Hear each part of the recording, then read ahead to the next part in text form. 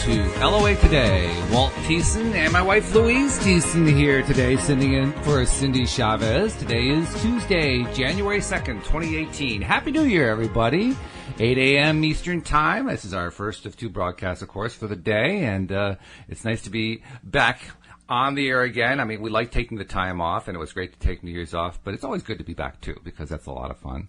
Unfortunately, Cindie woke up this morning with a bad head cold. She could hardly even talk, so she can't join us today, and she'll probably be out tomorrow as well, but Louise has consented to sit in, which somehow seems actually quite appropriate because, Louise, you and I started this whole thing together 5.5 years ago. We most certainly did. And before we get started, I just want to say Happy New Year to you and to all your listeners. Looking like it's going to be a fantastic year. I think it's going to be. I'm glad to be able to sit in and to share my thoughts with you today. Oh, I'm glad that you're able to sit in. It certainly is a lot easier than doing a show yourself, as I know you're aware of it. Just talking monotone for the rest of the day is not the easiest thing to do. But when you have somebody to talk to, it's so much more fun. And besides, we've got some stuff to talk about.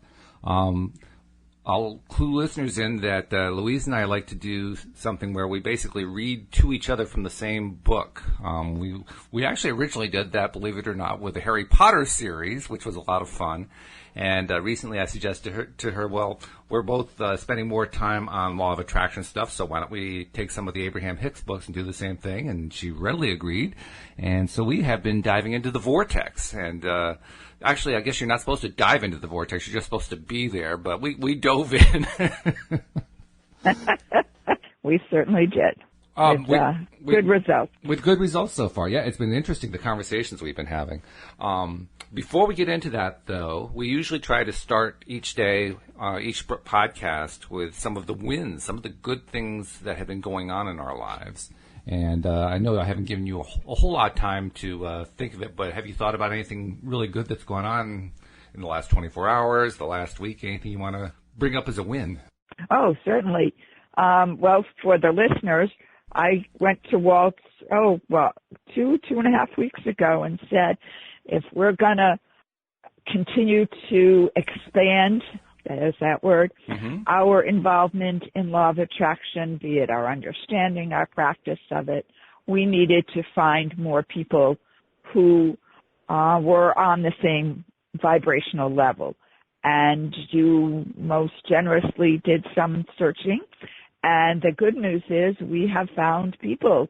As soon as you put out the word, people started responding. And the win for me is twofold in that we met a lovely couple a week and a half ago for dinner.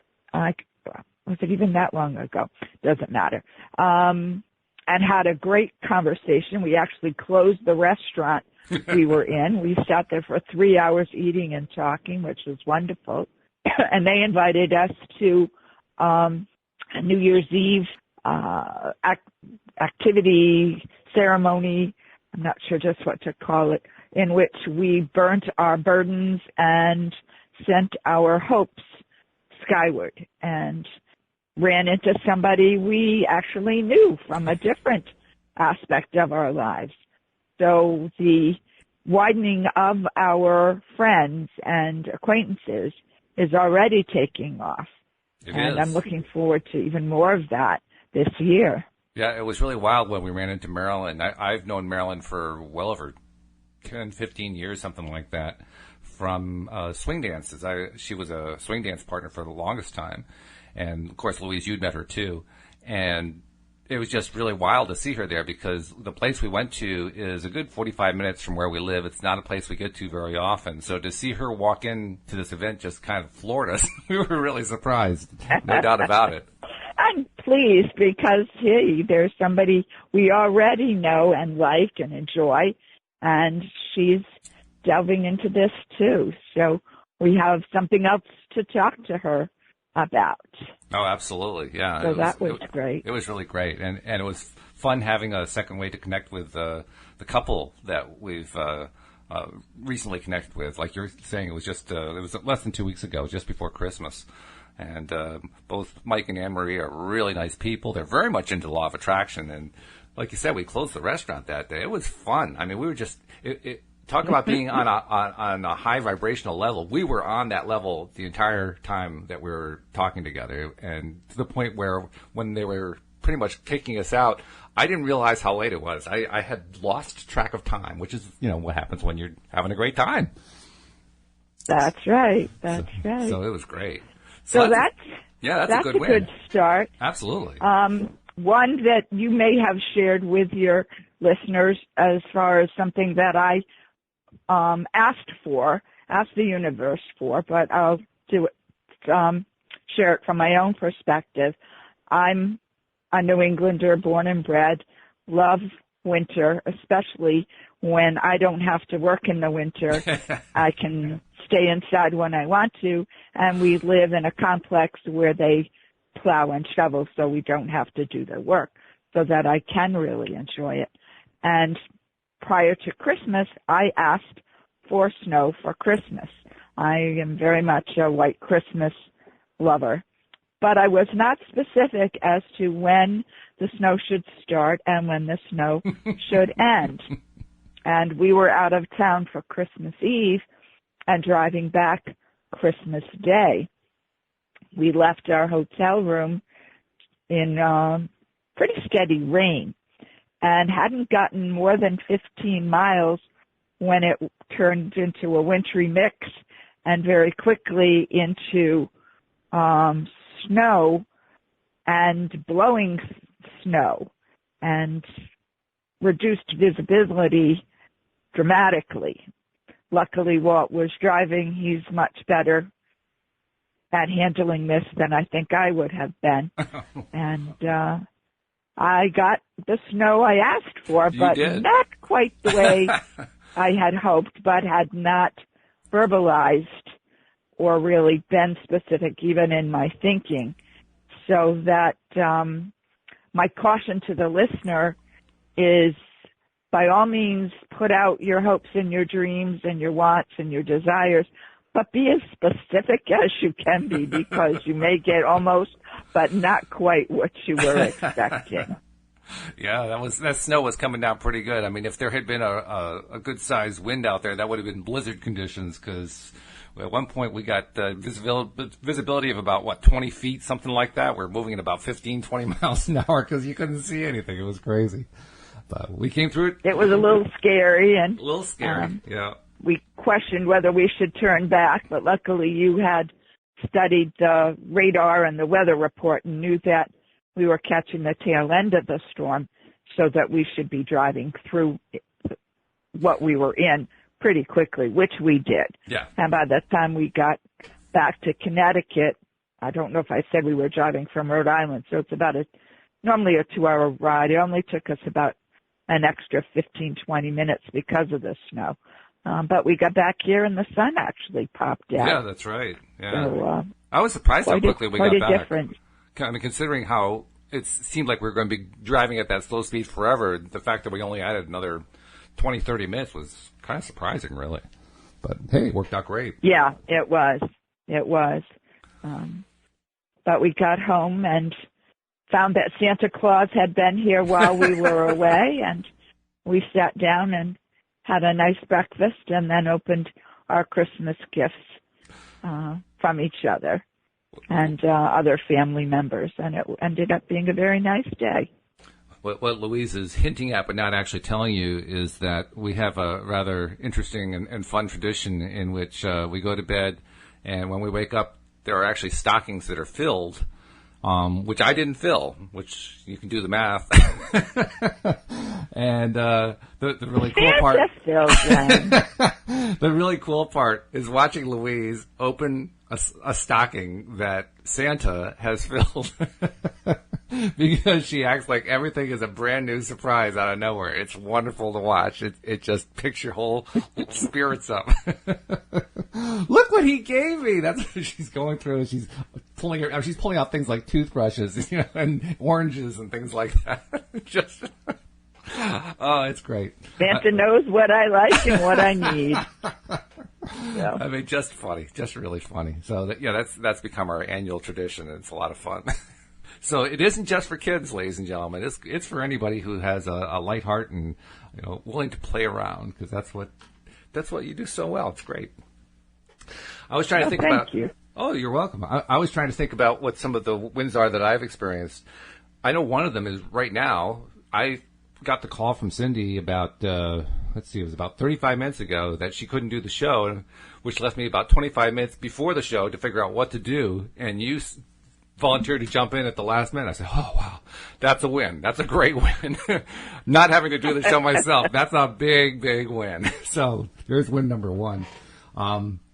Another win is that we have here in the Northeast, particularly since Christmas, we've been experiencing a real cold snap. Anyone in the Northeast, you know what I'm talking about. Yesterday, actually, I believe we woke up to -3 degrees, which for Connecticut is pretty darn cold.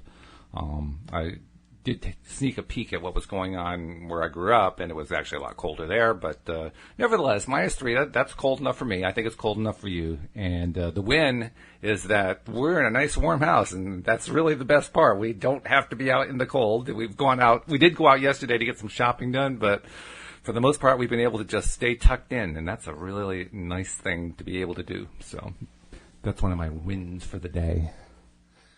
So let's talk a little bit about what you and I were talking about yesterday. We were talking about The Vortex. We're going through The Vortex by Abraham Hicks. We're just in the early stages of the book. We've only been doing it for a few days now.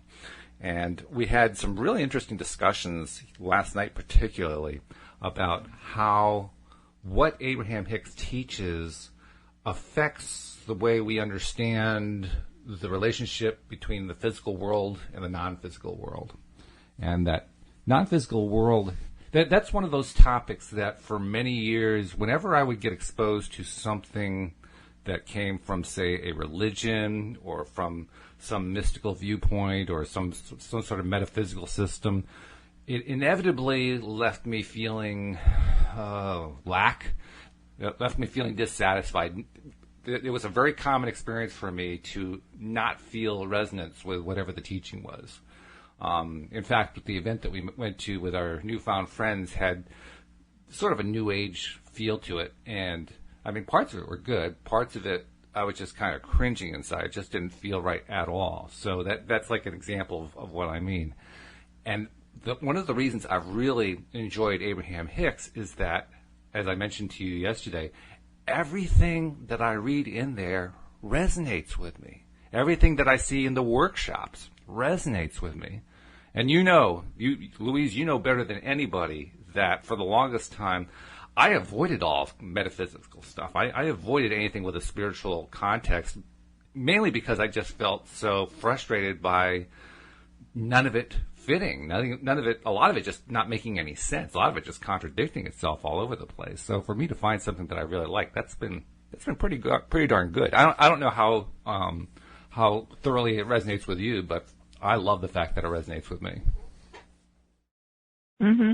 Well, just to let the listeners know, Walt's the more avid reader and follower of Esther Hicks. I sort of am on the periphery for a variety of reasons, but I have witnessed how reading the Abraham books has helped you, has connected and allowed you to make some dramatic changes in your life, which have obviously then affected me, and always in a very positive way.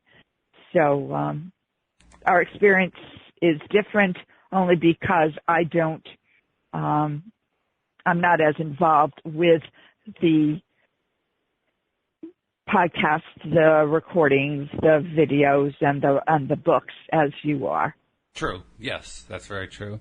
And the fact is that, again, filling in some blanks for people, when I first started to become interested in it, largely because of being exposed to The Secret, the movie and the book, at that point in time, I was in a pretty depressed state and needed to climb out of it. And in fact, you and I had a little routine that you would do every once in a while. You would come over and kind of sit on my chest and grab me by the shirt and say, "Snap out of it."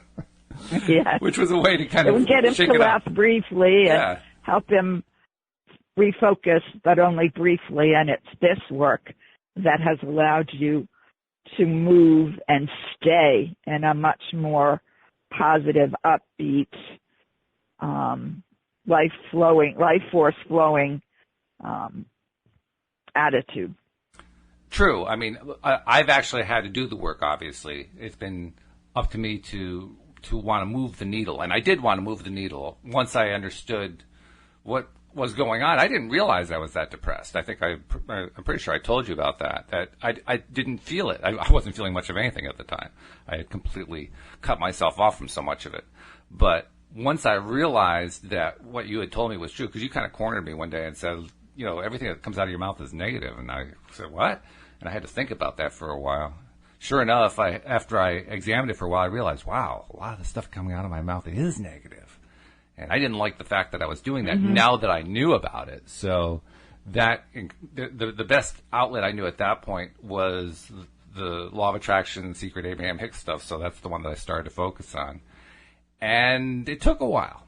It took a while to come out of it. It took a while to change the patterns. Like I've been telling my other co-hosts a lot recently how in the early days there, I didn't even realize I could move my own emotional set point. That's a key Abraham Hicks concept, the emotional set point being something that you can move, that you can change, you can shift simply by focusing on better stuff than on less good stuff. And I didn't know you could do that. So, in fact, I remember I give you credit a lot. I don't know if you're aware of this, but I give you a lot of credit because you're the one who suggested to me, well, you take your walks. Why don't you, while you're out on your walks, go, while you're out, explore nature, not just from afar, but look at it up close. Go look at flowers up close. Go look at plants and trees and look at the animals and, just appreciate all the detail and all the finer aspects of it. And so I tried doing that, and it took a while. But that was the starting point when I finally began to realize, I really could control my own mood. That surprised me, because up until that point, I didn't think that was possible. I did not think it was possible for me to actually control what I'm feeling at any given time. I thought I was subject to the whims of, whatever our circumstances were, and that's how I was going to feel, and that's the way it was. So it was quite a revelation. Well, also, I remember that I think before the emotions changed, and I may be remembering this incorrectly, we started with just trying to put the law of attraction into practice and started with parking spaces. Yeah, that's right. That when we went out to the grocery store or wherever, we were going to get, we would intend or envision getting a parking space close to the door or close to wherever it was we needed to be. Yep. And lo and behold, that started to happen. And there was some disbelief or resistance to believing that we could make bigger things happen. Oh, yeah. And then started realizing we had already done that in our past, way back and not so far back, not realizing we were using, intenting the law of attraction. Oh, yeah. When you consider that looking for positives. Yeah, when you consider that it's a universal law, that it has always been and always will be, then of course we were using it. We just didn't know it. We were doing it by default. Right, and didn't have a name for it. Right. Yeah. But it's been interesting and fun for me to watch your progression as you've found things. I think even before Abraham Hicks? You'll have to remind me. We started finding ways to bring the law of attraction or at least positive thinking into our lives as a couple. And we started doing 3 good things. At the end of the day, some people call it gratitudes. We just called it what 3 good things happened to you today. And we would share with each other what had happened. And I remember one of the books that you were reading said to choose at least one and go into more detail about what happened. And we just sort of did that naturally as a way to continue our conversation with each other. Right. And our excitement as to what did happen, to go into detail and be specific and share that. Oh, yeah. And we did the alphabet game. There's a game, folks, we started, that summer that we first met each other. Yep. And we're traveling long distances. It's a game that kids have played for years. You pick a topic, and depending on how many players, you start the first person takes the letter A and applies that to whatever the topic it is. It could be models of car, movie titles, songs. For us, it was positive words, and we played that back and forth. Yep. So we found ways separately to do our journey in this and to bring it together as we are now. We're back to, as you said, reading the books, taking turns reading the book, parts of the book out loud to each other. And I think it was last night you said we only read one page, but we probably talked for almost an hour about things that what we read triggered for us as far as questions or experiences, and we ended up having a really good discussion about that topic.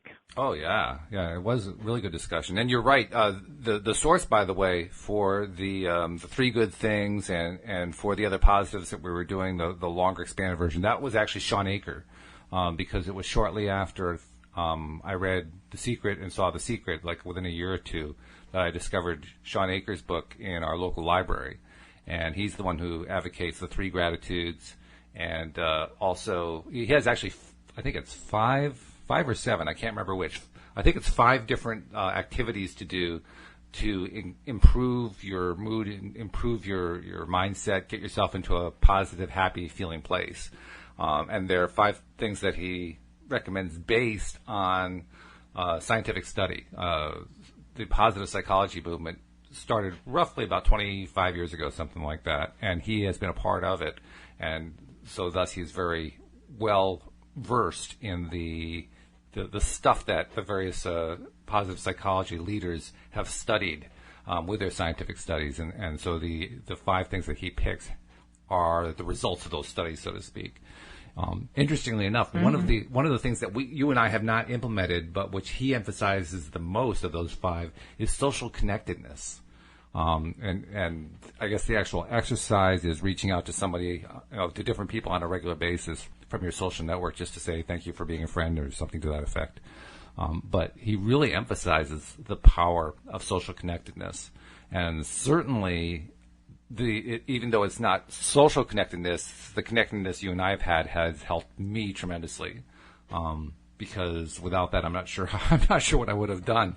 But it's made a huge difference. So I just wanted to publicly thank you for that. Well, you're very welcome. And it's been enjoyable going through this journey with you, in that we each bring new information. My background's in psychology, so I bring a lot of that. And you've done a lot of the reading and hunting stuff down on the internet, and been able to say, hey, this has really helped me, or you might be interested in reading this, or I think you brought Sean Aker to my attention, and Mike Dooley. I'm watching their videos and the humor that was in that, so that we enhance each other's experience in this, which, as you said, if you were doing it all alone, how far would you get? And my hope would be that anybody doing this alone, because they're open to it, isn't alone for very long. Other people show up in their lives to help them along the journey. Because it's, as we're reading in the Vortex and other readings, it's all about relationships. And that's how we learn and grow, is by interacting with other people and finding out that, oh, this works. Well, that didn't work so good, or I'm stuck over here in my old behavior. or my old way of thinking, what can I do to change that? And hearing what other people have done, experienced, found out, gives us tools in which to do the work we need to do. Oh, absolutely, yes. And in fact, I also want to remind people, that's one of the reasons that I do the podcast, that now with my 5 other co-hosts, and I'm now doing with my original 6 co-host, because Louise and I started this 5.5 years ago. I don't know if you remember, Louise, we started it on our 13th wedding anniversary. That was the day of the first show. But and we had technical difficulties that day, of course. But fortunately, those are in the past. The good news is that the doing of this show has enabled me and co-hosts to bring people in who have not perhaps the same kind of network, who don't have perhaps a spouse or a close friend that they can do this with. Well, that's why you can tune into the show. That's one of the reasons that the show's been really growing, particularly over the last 6 to 8 months. And if you are listening to the show for the first time, or if this is one of the first times, and you have not yet subscribed to the show, we thoroughly recommend that you do so. It's actually very easy to do. You just go to loatoday.net. You'll see links all over the place for click here to subscribe. It's really easy, especially if you're doing it with your smartphone. If you're doing it with a desktop, in most cases it's going to work fine. If you're using Google Chrome, you may find that all you can see is code when you click on it. And if that's the case, you'll see a link there for an extension that you can plug into Chrome that'll enable you to view the RSS feed, as it's known, so that you can see everything, all the podcasts that are there in an organized manner that people who read English can understand. But that certainly loatoday.net, that's the easiest way to subscribe. On your iPhone, you can also subscribe by going to the iTunes store and just search for LOA Today. Similarly, you can do it in an iPhone by going to your podcast software. Again, there's a little search feature there, a little magnifying glass. Click that. Type in LOA Today, and you'll find us right away. If you are on an Android phone, Samsung or Google or any of the other Android phones, just go to Google Play and, again, search on LOA Today. So it's really easy to find us. Subscribe. And subscription is free, and it's a real benefit because you never miss a podcast. Even if you can't tune in live, I mean, let's be honest, 99.99%, that's not an exaggeration, 99.9% of our listeners listen to the recordings rather than to the live show. And having the subscription to the podcast is the best way to make sure that you don't miss anything. So please do subscribe. If you do want to listen to the live show, that's one of the reasons we're doing it live now, so that people can tune in during the live periods if it suits their schedule. We're on Monday through Friday, 8 a.m. Eastern Time, and also again at 4 p.m. Eastern Time. Each case for 1 hour. It's a different co-host each day, but that just mixes things up real good. And it's an opportunity, if you decide you'd like to listen to the live podcast, to call in. You can actually call in with questions, or you can share your own wins, or just call in to say hello. So feel free to take advantage of that, because right now our live listenership is actually very, very small. We're in single digits for that. Overwhelmingly, people are listening to the recordings, but we'd love to have people call in. So if you happen to be listening live either to this show or to a future show, please call in. The number there, by the way, is on the website, but I'll give it to you here. It's 860-264-5432. So just wanted to get that little commercial message in there, because Louise has actually been doing a good job in terms of getting the word out. We're getting more and more subscribers, in part just from putting that little piece of information out. Well, that's great. It is great. Great. So getting back to what we were talking about, though, the whole thing about getting into that positive frame of mind has been an ongoing journey. And in those early days, it was kind of tough, but we made the progress. Sean Aker, that was a big step forward when I discovered his book, The Happiness Advantage. By the way, if you haven't read Sean, or if you haven't heard him, do go to either TED.com or to YouTube.com and look for his 10 or 12-minute TED Talk. If for no other reason, then it's going to make you laugh. It's hysterical. It's really, really funny. It's a good presentation. I love the graph that has meaningless data on it. That was just brilliant. But I won't tell you more about it. You have to actually watch the talk yourself. I don't want to ruin it, but it's really worth seeing. Very worth seeing. And like I said, it'll pick you up, and it'll also give you some really cool ideas for understanding, especially if you're in the early stages of understanding the law of attraction. It'll give you understanding of the law of attraction in a different way, because Sean actually does not teach law of attraction. He teaches positive psychology. But the two are so heavily overlapped that it almost doesn't even matter. Whether or not he calls it law of attraction is secondary. It's the information that's so valuable. So that's why I really urge anybody who has not checked Sean out to check him out. But and his manner of presentation, like you said, even if you don't get what he's talking about or aren't ready for that, just his sense of humor will give you a lift while you're watching it. Oh, yes. And he relates his own experience, which is real, but from a humorous point of view, which is quite enjoyable. And as we know, laughter and happiness help us expand our brain chemistry and take in new information, and all kinds of good things happen to us physically and biochemically and in a lot of different ways. So I highly recommend him, and Mike Dooley. Mike has a great humorous presentation style. Oh, yeah. Yeah, Mike, you have a number of videos on YouTube that you can watch Mike. And plus, if you'd like a little daily dose beyond the daily dose of happy that you get with LOA Today, you can also get something in your email from Mike. Mike has something that he's been doing for many years now called Notes from the Universe. And it's just these little tidbits of ideas about the true nature of reality and metaphysics and so forth. And, it's really well worth receiving because they're always positive messages. They're always good pick-me-ups. Very often the message is programmed to name you by name, so you get something in the email that says, hey, Walt, here's some great stuff that you need to know about because this is only going to make you an even greater Walt than you are, stuff like that. So it's well worth it.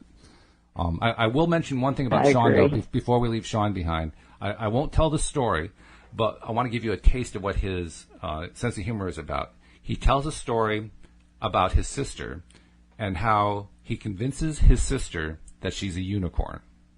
Now, I won't say anything more, but you got to check that one out because it's a great story. That one and his brother-in-law who's in med school and who gets every single disease that they study in med school. Those are two excellent stories. Very funny stuff. They are.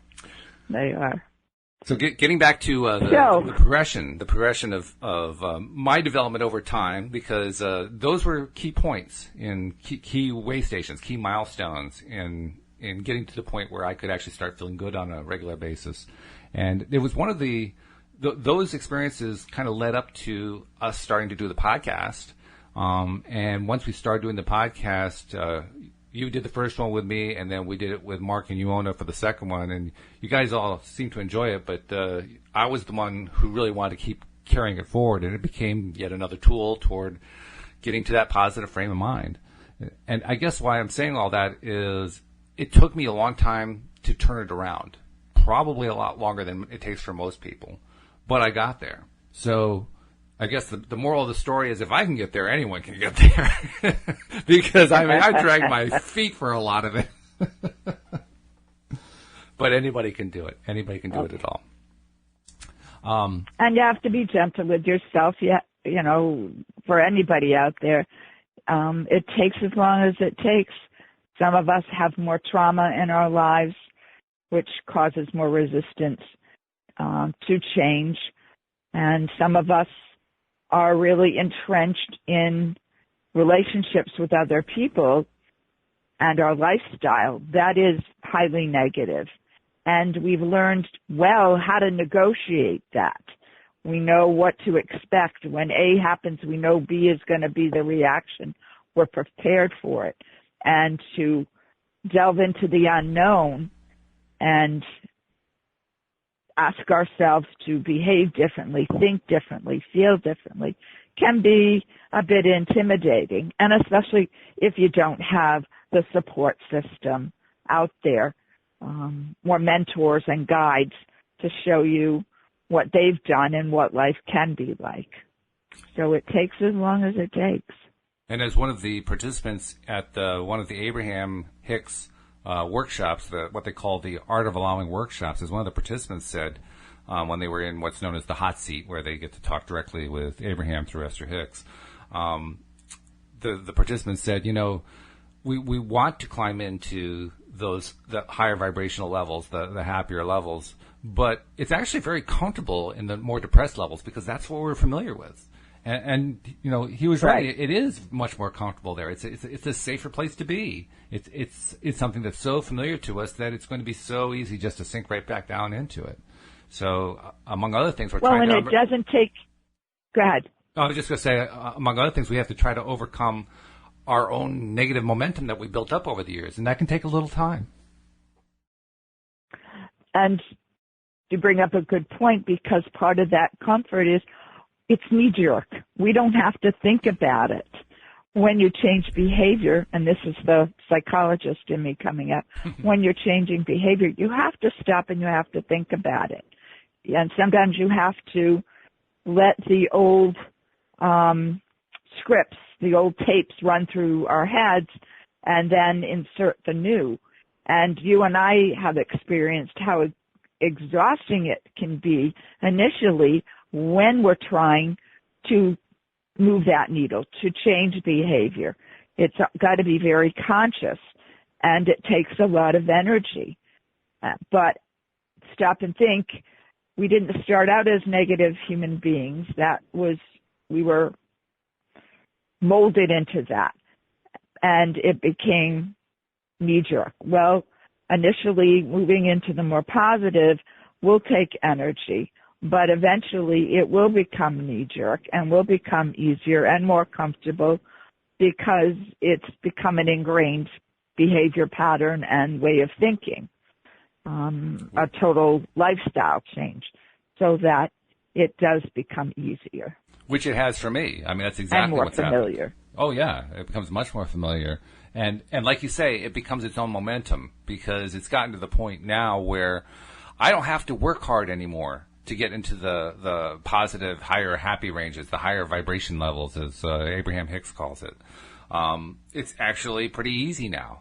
And part of it is, doing the daily routines that include positive attitude, positive emotion building stuff, including our 3 gratitudes, 3 good things, and I have an Abraham Hicks 10-minute tape that I listen to, a recording that just is like this long stream of positive affirmations, which I find easier than actually repeating affirmations. I'd rather just listen to it. But I listen to that. Well, you also have your music list of positive songs to listen to when you're on your walk. Yeah, that's made a huge difference, just listening to those when I'm out. In fact, that's one thing I miss about the cold weather. I'm going to have to figure out a way to get out and get those daily walks in because I'm not getting my music dose like I used to get all throughout the rest of the year. So I got to figure that one out, but somehow I'll get it in there. Yeah. Yeah. But yeah, the whole thing about getting that routine going is really the critical thing, I think, especially when you have a lot of negativity you're trying to overcome. That feeling of being held back and being stuck and so forth.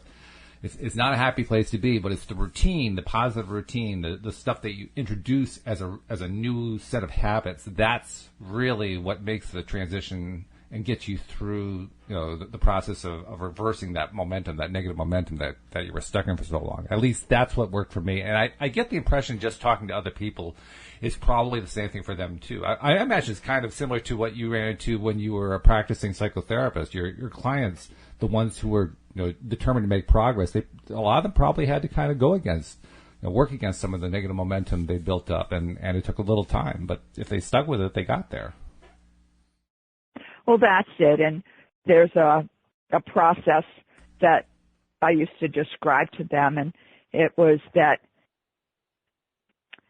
over time, the amount of time between old behavior and injecting new behavior shortens. And first step is just realizing, hey, I'm doing this. I'm talking this way. I've got a negative attitude. I'm complaining about everything. Or whatever it is. to not necessarily change it, but just to be aware of I'm doing this, and then become aware of what else I could put in its place. You know, maybe drop a list of things and practice with other people. When this happens, well, I can do this, or even when I'm reviewing my day, to stop and think, well, where's the positive in that day? You know, maybe I got stuck in traffic and I'm complaining about that. And maybe look at it from a different perspective. Being stuck in traffic, at least I was safe. My car was, in as good repair as it was when I left for the day. Maybe I was prevented from being somewhere where I might have been in danger, or I wasn't supposed to go that way, or that wasn't supposed to happen. To the extreme, we've heard people talk about, gee, I missed the plane, or I know of two people who were supposed to be at the Twin Towers on 9/11. One, it was his daughter's first day of school, and he decided to take her to school, or to at least be home until she left, so he didn't leave for work at the same time that he normally would have. And the other one decided to work from home that day. Well, those choices saved their lives. People who've missed airplanes and then found out the plane crashed, or had all kinds of, and maybe it wasn't even that dramatic. You know, it was delayed or whatever, and they were spared more negative experiences. So looking for the positive in any experience that we have to begin to look at life differently. Yeah, it doesn't get a lot of attention, obviously, because of the traumatic experience that 9/11 was. But most people forget the Twin Towers routinely had 15 to 20,000 people in them every day. That means there were at least 12,000 people who weren't there that day. That's phenomenal. That doesn't happen by accident. You don't have 80% of the entire population not show up for work by accident on the same day that there's a cataclysmic event. Clearly, those people were, in one way or another, guided away from it. So, yeah, that was a big, big positive, and it's one that we need to focus on more, particularly for those of us who are perhaps still traumatized by the events of 9/11. We should focus on that side, because a lot of people, they avoided the whole thing directly. They weren't hurt. They came out of it alive, unscathed. That's like fantastic news. And the simple fact is, you pointed out a few minutes ago, going through our day, every single day there is stuff that happens that can send us on that negative spiral, as Abraham Hicks calls it. You know, getting into that bad frame of mind just because something bad happens. And if we can remember in each one of those cases to just stop, take a breath, take another breath, and then focus. Well, first of all, notice that we're dealing with something negative, and deliberately refocus our attention onto something else that's positive. And that's where it's good to have like a list of the 3 good things that happened, or something along that line, so that you can instantly have something as a go-to, as an easy, safe go-to that you don't even have to think about. It's like, well, at least this is going right. At least that's good. At least that's good. Just to get yourself off of that focus, because when you're focusing on the negative stuff, that's what keeps it going. We got to change the focus. Changing the focus turns things around. And you can do it very presently, being in the present. You and I do it oftentimes. We get in the car, we're going somewhere. It's like, wow, look at the blue sky. Yes. There isn't a cloud in the sky. Or look at, for me it's look at the snow, because I love the snow.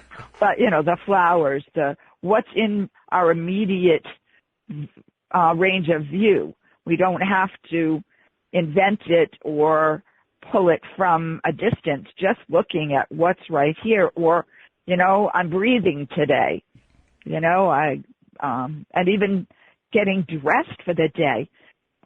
There was a point in my life where I purposely changed what I wore, because everything had been, what did they call it? it was nature tones or, Earth tones? beiges and browns and, pardon? Earth tones? Earth tones, yeah. And to me, that signified my depression. I even still have the sweater I bought. That was a pivotal turning point.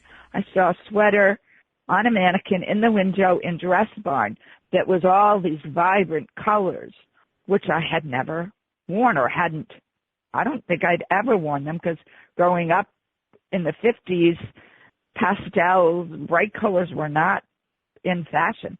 But I bought that sweater and I put that on specifically because I felt better wearing it. I got compliments on it. It looked good on me. I felt good and I liked my reflection in the mirror. And I actually still have that sweater and it's probably 30 years old. And it's still in good condition, folks, believe it or not. But just changing that simple a part of my life to adding color to my wardrobe and consciously looking for things and finding out, what colors look good on me. And there are some colors I know aren't the best colors on me, but I really like them. So I wear them anyway. That's a really good point because there are a lot of people who tend to wear black and white. It's just like a classic color, especially for business suits and so forth. Just wearing black, or dark colors. Why not add some color? Color brings life. It brings a feeling of warmth and excitement and anticipation. It's not just the same old, same old. So, I mean, that's a great idea. I hadn't really thought about it in those terms, but adding color to your wardrobe can actually improve your attitude. It's true. And I think part of it is that the people who see you see color. It brightens their day. Even that brief minute that they walk by, they may not even realize why they feel better in that moment. And they might react to you differently by even just commenting on, gee, that's a pretty scarf, or hey, I really like that tie, whatever it might be. And for a lot of people, I've noticed, and I'm not out in the business world in the traditional sense in corporate America, but what I seem to see in the stores, at least for women, is black pants, black skirts. There isn't a lot of color, and that may have become the uniform of corporate America. But I would encourage anybody in that situation, if they're finding that overall their attitude or their demeanor during the day is heavy and burdensome and somewhat depressive, throw on a pretty scarf, a necklace, earrings for women, a man, a bold tie, and see what happens. Mm-hmm. See how you feel. See how people around you react. Start a trend in the office, wearing a bit of color. In fact, it's a little... I think at one point there was more color in fashion for business than there is now, and I don't know what happened. But let's bring it back. It's a little daring, but something that a man could try if you're somebody who wears business suits every day. Try wearing a boutonniere. A boutonniere will just really surprise people because it'll give you that splash of color. Make sure it's not white, by the way. Let's put a little color on there, yellow, red, something that's not white or black. But wear a boutonniere that's got some sort of color to it. And, I mean, especially if you find it hard to be social, to be, if you're not an extrovert like me, I'm an introvert, in a big way. And so if you're an introverted person, just wearing a little color like that will get lots of people stopping to talk to you. You won't have to initiate a single conversation because everybody will notice, oh, wow, are you going to a wedding? What's going on? Or socks for men. Yep. Colorful socks. Yeah, anything that adds color is going to help. That little bit of color. Yep. Yeah. And there's also the fact that it picks you up when you put something like that on because it's not what you do every day. It changes your routine. And even and even just the event of going to buy them and seeing what's out there. If you can look at it as fun, what colors do you like? With socks, it's not so much about what color looks good on you because it's not near your face or your skin tone to if anyone's into that kind of thing, it doesn't matter. They're on your feet, but you could have bold pattern or bold color. And for men too, like the handkerchief. I don't know if men wear suit jackets anymore to business, and that what they call it, a pocket square or something, that little bit of handkerchief that you could have a burst of color there. And you can start out, with a small amount and see how people react and how you feel before you go to something bolder. Yeah, you can always start with the easy stuff. Ease into it. Start with the tie. The tie is the easiest one, and just see what kind of reaction you get. And if you don't get enough of a reaction, go to something bolder. Give it a shot. That's right. You never know what's going to happen until you try it. And like I said, it's great for introverted people because you don't have to initiate any conversations. They do the initiating. Do we want to take a couple minutes to talk about smiling and how that changes for yourself? Smiling I'm not going to remember the specifics, but our sister-in-law, Iwona, her background's in neurobiology, neurochemistry. And I think she's one of the people that shared with us how smiling changes brain chemistry and in all kinds of positive ways. And that, was it she or something else we read or saw, said the brain doesn't know the difference between a real, genuine smile and just smiling for the heck of it. That the act of smiling changes brain chemistry, whether it's conscientious or just as a reaction to something. Oh, yeah. And that smiling at other people, they've done studies that, what is it, is it 15 seconds if you hold a smile, or it's a certain amount of time if you're smiling at another person, they can't help but smile back. I don't care what kind of mood they're in. It's just humanly impossible if they are continually looking at you. Right. It's almost like the yawn reflex. If you yawn in front of somebody, they end up yawning. We find it even with our cats. We yawn, the cats yawn, or vice versa. There's they're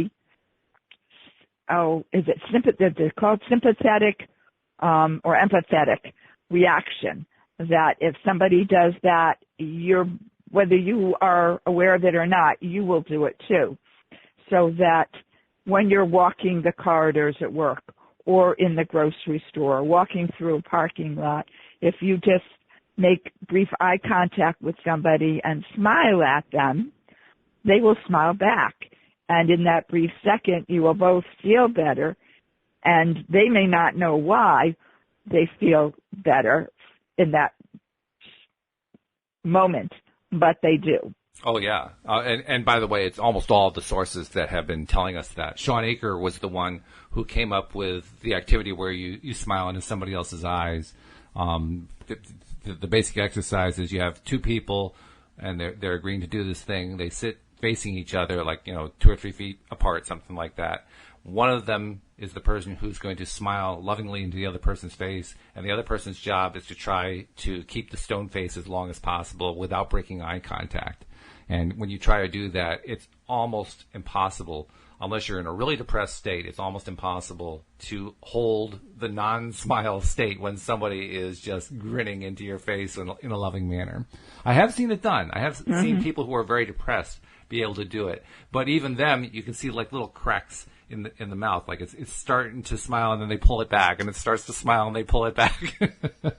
Right. They have to consciously stop it. Oh, yeah. You have to work really hard.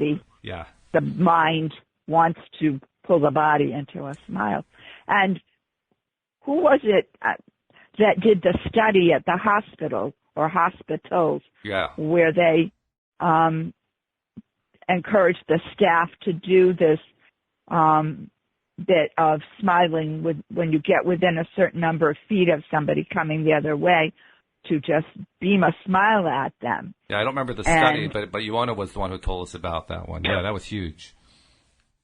And it was a study that was done, and they found that scientifically that people's blood pressure reduced, people's attendance at work improved, because it was in a hospital. Patients' recovery was, they reported less pain, they recovered better, there was a reduced rate of recidivism, the employees reported feeling better about their workplace, that it just has ripple effects all over the place. And it's just as simple as a smile.